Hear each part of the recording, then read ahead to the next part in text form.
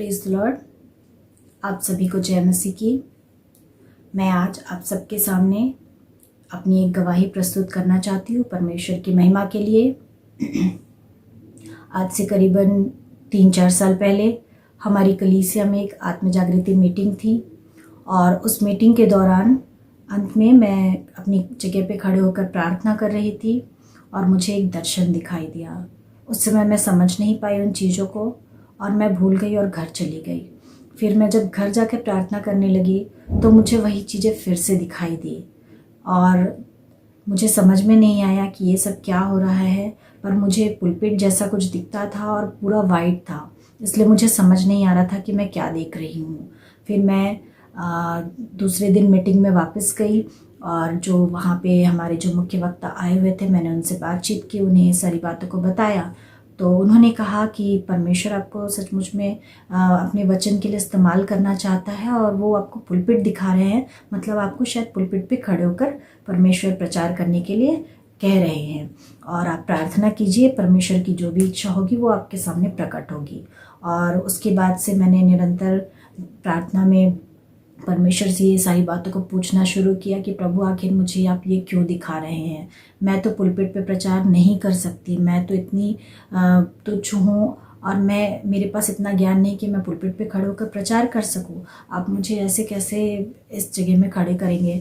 तो मैं ये बातें प्रचार के लिए और सब चीज़ों के लिए मैं हमेशा प्रार्थना करती थी कि प्रभु मुझे अपनी महिमा के लिए इस्तेमाल करे, प्रचार के लिए खास करके।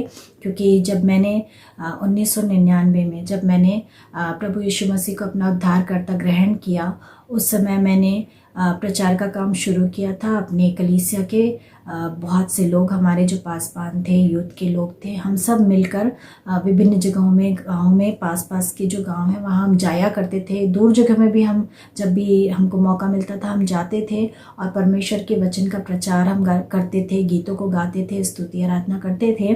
और मैं चाहती थी शादी के बाद भी मैं यही सब करूं और मैं इसके लिए हमेशा प्रार्थना करती थी कि प्रभु ये सब चीज़ें फिर से मेरे जीवन में स्टार्ट हो, मैं उनकी महिमा कर सकूं और वचन प्रचार कर सकूं। और काफ़ी सालों के बाद जब मैंने ये दर्शन देखा तो मुझे ऐसा लगा कि सचमुच में परमेश्वर फिर से कुछ कार्य मेरे जीवन से चाहता है। और कुछ समय के बाद हमारे कलीसिया में एक और पासवान आए, वो वचन प्रचार किए और उसके बाद मैंने जब उनसे बातचीत की तो उन्होंने मेरी प्रार्थना की और उसके बाद उन्होंने मुझसे कहा कि परमेश्वर आपको इस्तेमाल करना चाहते हैं, आप उपवास के साथ परमेश्वर के सामने बैठिए, परमेश्वर आपसे बातचीत करेंगे। और मैंने उपवास और प्रार्थना शुरू किया और उसके बाद मैंने अपने सारे शेड्यूल को चेंज किया, मैंने और भी ज़्यादा टाइम प्रार्थना में और वचन में बढ़ाया। और उसके बाद में फिर एक वक्ता हमारे कलीसिया में आए और वो भी जब आए तो मुझे उन्होंने यही कहा कि परमेश्वर आपके जीवन से कुछ अद्भुत कार्य करना चाहते हैं, आप उसके लिए तैयार होइए, अपने आप को तैयार कीजिए। और मैं फिर और ज़्यादा प्रार्थना में लग गई और ऐसा हुआ अभी करीबन मार्च के महीने में जब पूरे देश में हमारे लॉकडाउन हुआ और हमारी कलीसिया बंद हो गई, सारी कलीसियाएं बंद हो गई। और उस दौरान हमारी कलीसिया जब बंद हुई तो हमारे कलीसिया के जो पासपान हैं उन्होंने मेरे हस्बैंड से बातचीत की और कहा कि वो वचन प्रचार इंटरनेट के माध्यम से करना चाहते हैं ताकि लोग घर बैठे ही परमेश्वर के वचन को सुन सके।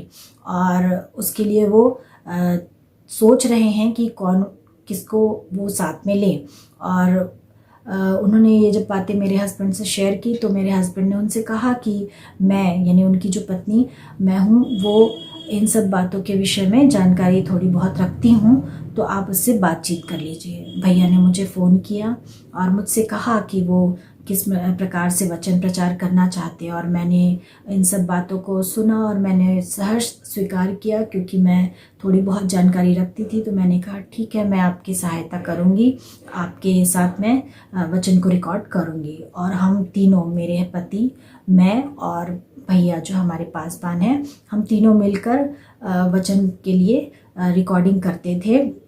हफ्ते में 3 दिन हम रिकॉर्डिंग करते थे, जो कि हमारा 2 दिन घरेलू आराधना का होता था और 1 दिन हमारा रविवारी आराधना के लिए होता था, जिसे हम जब भी लॉकडाउन खुला होता था, हमको समय रहता था, तब हम कलीसिया में जाकर, हम तीनों कलीसिया में जाकर के इसे रिकॉर्ड करते थे।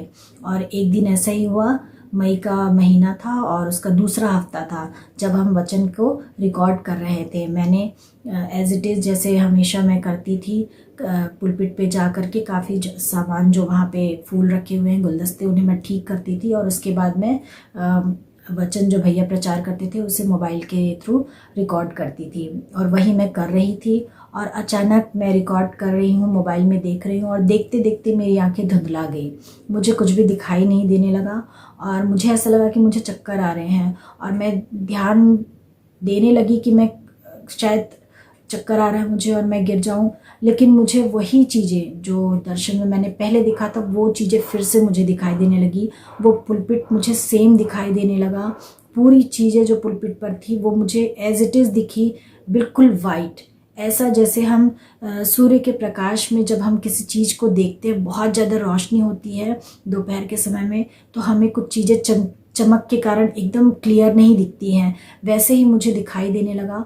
और मैं तुरंत उस समय समझ गई कि प्रभु मुझे यही चीज़ें जो आज से 3-4 साल पहले परमेश्वर ने मुझे दिखाया था, यही पुलपिट था और ऐसा ही था और मैं ऐसे ही खड़े होकर उन सब चीज़ों को देख रही थी। पर हमारे चर्च का जो पुलपिट की सजावट थी वो कुछ समय पहले ऐसी नहीं थी, वो सिंपल था। लेकिन कुछ समय पहले हमारे जो पासबान हैं उन्होंने अनाउंस किया कि वो पुलपिट को सजाना चाहते हैं और हम लोगों ने, बहुत से लोगों ने वहाँ पर फूलों के गुलदस्ते लाकर रखे और उसके बाद हम लोगों ने पुलपिट को इस तरह से सजाया था। और यही सारी चीज़ें मैंने जब दर्शन में देखा था, वो सारी चीज़ें मैंने एज इट इज़ जैसा मैंने देखा था सेम मैंने उस पुलपिट को देखा। इसके पहले वो पुलपिट वैसा नहीं था तो मुझे समझ नहीं आ रहा था, लेकिन उस दिन सेम वैसा ही वो पुलपिट सजा हुआ था। तो मुझे ये क्लियर दिखाई देने लगा कि परमेश्वर ने मुझे इसी चीज़ों को दिखाया था और मैंने परमेश्वर को धन्यवाद किया। और जब भैया नीचे आए तो मैंने उन्हें भी बताया, अपने हस्बैंड को भी बताया कि मैंने यही दर्शन देखा था।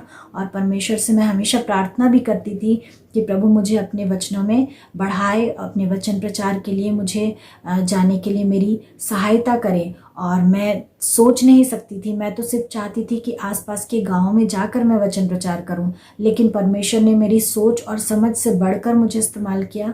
मैं ऐसी ऐसी जगहों में वचन को प्रचार हो रहा है जहां मैं जा नहीं सकती, इतने दूर दूर स्थानों में ये वचन पहुंच रहा है जहां मेरा जाना संभव नहीं, मैं कभी नहीं गई। और परमेश्वर ऐसी अद्भुत रीति से मुझे इस्तेमाल किए। मैं परमेश्वर का हृदय से धन्यवाद करती हूँ और अपने कलीसिया के पासबान का भी मैं हृदय से धन्यवाद करती हूँ कि उन्होंने भी मुझे यह मौका दिया। और मैं उनके पूरे परिवार का, भाभी का स्पेशली धन्यवाद करती हूँ कि वो हमेशा मुझे उत्साहित करती हैं कि मैं प्रभु की महिमा के लिए और भी आगे बढ़ूँ और मुझे सहायता उनसे मिलती है कि मैं परमेश्वर के वचन में और भी आगे बढ़ूं और किस तरह से मैं प्रभु के अनुग्रह को प्राप्त कर सकूं। परमेश्वर ने बहुत सी आशीषें मुझे दी। मैं हर बार हमेशा कुछ ना कुछ मुसीबत में फंसती थी और शैतान चाहता था कि वो हमें गिराए, लेकिन हर बार परमेश्वर ने हमें अय्यूब की तरह उठाया और दुगनी आशीषों से माला माल किया। मैं तो थोड़ा चाहती थी, लेकिन परमेश्वर ने मुझे बहुत सी आशीषें दी हैं और मैं इसलिए परमेश्वर का हृदय से धन्यवाद करती हूँ।